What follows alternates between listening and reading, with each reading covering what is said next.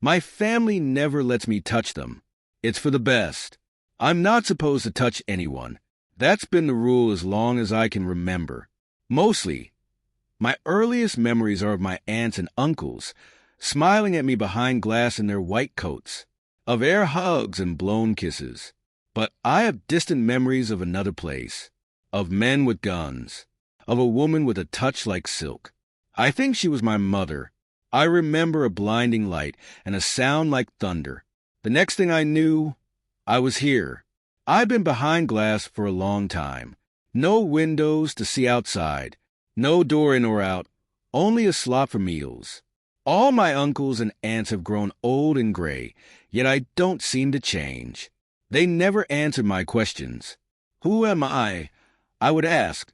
Where do I come from? All they ever told me is that I was sick, that I had to be kept locked away for my own safety until a cure was found. Even though I felt fine, I trusted them. I had no choice. I've had all I ever needed here.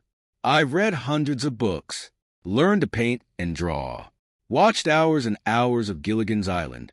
But what I always wanted more than anything was to touch someone, even for a second.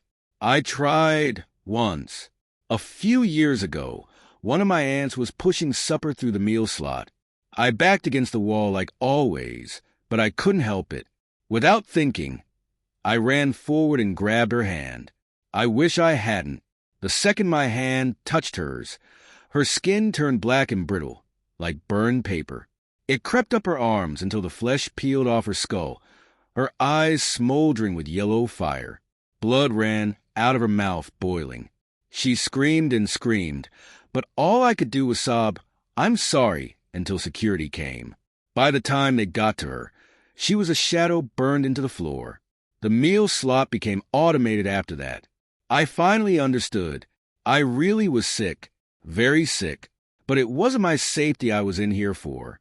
I thought I would be here forever, a freak in a cage. Until last week, when all my aunts and uncles gathered in the chamber one morning, with exciting news for me. I was cured. They told me the country needed me, that some government men needed my help on a big mission, where I could touch as many people as I wanted.